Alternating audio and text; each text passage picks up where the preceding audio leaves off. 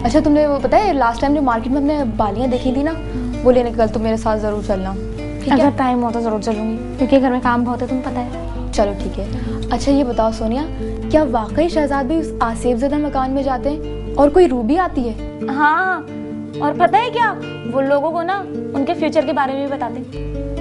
अच्छा सोनिया, तुम उनसे मेरे बारे में बात करोगी कि मेरे बारे में भी कुछ बताएं? हाँ कर लूंगी। तुम उधर चली जाओगी? आसेब है उस घर में। हाँ तो क्या हुआ, मैं अकेली थोड़ी होंगी, शहजाद भाई भी तो होंगे ना वहाँ। और तुम चलना मेरे साथ। क्या हो गया, मैं नहीं जाती वहाँ पर अकेले में, और जब सब साथ होते ना तब भी नहीं जाती, डर लगता है। आसेब है उस घर में, तुम चली जाओगी? इतनी हिम्मत है तुम्हारे पास? हाँ कुछ नहीं होता यार, शबीर अंकल भी तो जाते रहते हैं वहाँ सफाई करवाने महीने 2 महीने में, मैं भी चली जाऊंगी, कुछ भी नहीं होता। मेरा नाम शुमाइला असगर है। मेरे वालिद एक प्राइवेट कंपनी में जॉब करते थे। हमारे पड़ोस में रहने वाले शबीर अंकल, जिनका बेटा शहजाद आला तालीम के लिए बाहर गया हुआ था, जब वो वहाँ से वापस आया तो एक मकान जो काफ़ी अरसे से खाली था, मोहल्ले वाले इस घर को आसेफजदा कहते थे, क्योंकि काफ़ी अरसा पहले इस घर में एक कत्ल हुआ था। उसके बाद से ये घर बंद था, ताला ना होते हुए भी वहां जाने की कोई हिम्मत ना करता था। इस घर की जिम्मेदारी शब्बीर अंकल के हाथ में थी। मैं भी इस घर में जाने से बहुत डरती थी, क्योंकि मालिक मकान जाते जाते ये घर शब्बीर अंकल के हवाले कर गए थे। शब्बीर अंकल कभी कभार वहां जाते थे सफाई के लिए, मगर जब मुझे मालूम हुआ कि शहजाद वहां उस घर में जाता है और वहाँ रूहों को बुलाता है और मुस्तकबिल के बारे में बताता है, तो मेरे दिल में भी ये ख्वाहिश जागी कि मैं भी अपने मुस्तकबिल के बारे में जान सकूं। शुरू में तो मेरी हिम्मत ना हुई, मैं डरती थी।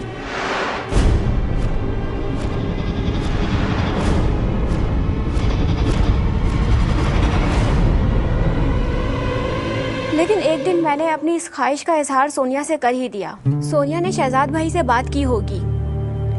उसने कहा कि शहजाद भाई मान गए हैं, लेकिन मुझे उस मकान में अकेले ही जाना होगा। वहाँ सिर्फ वही लोग जाते हैं जिनको रूह से बात करना होती है, तो तुम ही जाना वहाँ। अच्छा, अम्मी से क्या कहूँगी? कह देती हूँ मैं तुम्हारे साथ जा रही हूँ, क्योंकि रूह सिर्फ उसी के सामने आती है जो अपने मुस्तकबिल के बारे में जानना चाहता है। मैं शहजाद को भाई कहती थी। मैंने सोचा कि वो तो वहाँ होंगे, फिर मुझे डरने की क्या जरूरत है।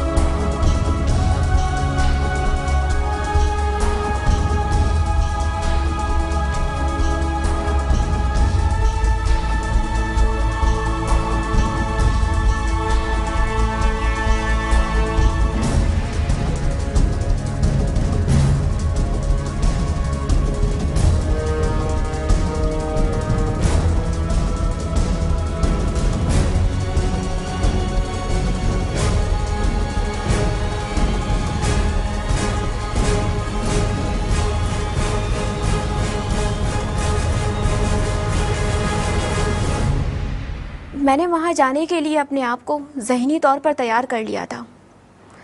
जब मैं वहाँ गई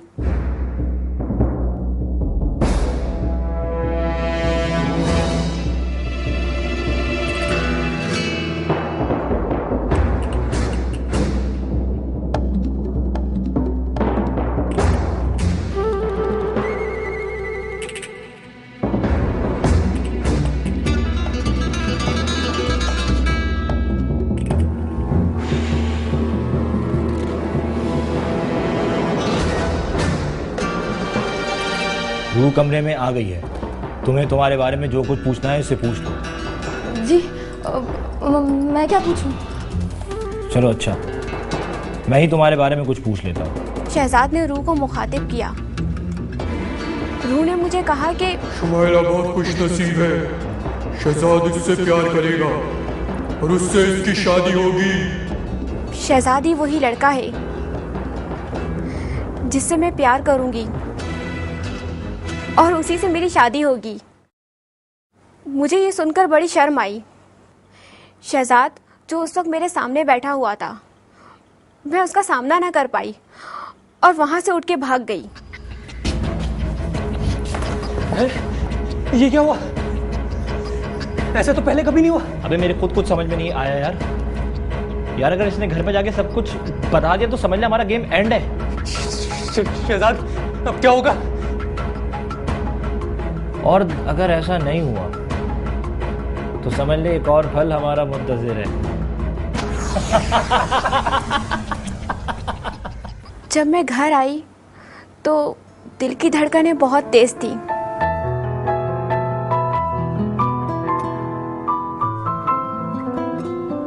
वो तमाम रात मेरी बेचैनी में गुजरी। रूह की आवाज़ बार बार मेरे जहन में गूंज रही थी कि शहजादी वो लड़का है जिससे मैं प्यार करूंगी और उसी से मेरी शादी होगी। मैं पहले उसे शहजाद भाई कहती थी, लेकिन इस बारे में मैंने कभी सोचा ना था। लेकिन जब इस अंदाज से मैंने सोचा तो मुझे शहजाद बहुत अच्छा लगा। मैं एक ही रात में मन ही मन में उसकी हो गई थी और मेरा दिल शिद्दत से चाहने लगा कि मैं दोबारा वहाँ जाऊँ। लेकिन सोनिया मुझे बता चुकी थी कि मेरे वहाँ जाने से भाई और रूह दोनों नाराज़ होंगे। मैंने फ़ैसला किया कि मैं शहजाद को किसी न किसी तरह मना लूँगी। एक शाम मैं शब्बीर अंकल का कहकर उस वीरान मकान में गई। वहाँ पहुँची तो शहजाद भी वहाँ आया हुआ था। वो मुझे देखकर बहुत खफा हुआ, तुम यहाँ पर क्यों आई? बल्कि परेशान भी हुआ। उसने मुझे वहाँ से जाने को कहा और कहा कि कल आना। मैं समझी कि शहजाद मान गया है और मैं वहाँ से वापस आ गई। लेकिन आज मैं बहुत खुश थी क्योंकि उम्र के इस हिस्से में ख्वाबों का शहजादा ही सब कुछ होता है और मेरे ख्वाबों के शहजादे ने कल मुझे मिलने को बुलाया था। उस वक्त मेरी उम्र 16-17 वर्ष की थी। अगले दिन मैं वहाँ पहुँची तो शहजाद बहुत तबाक से मिला।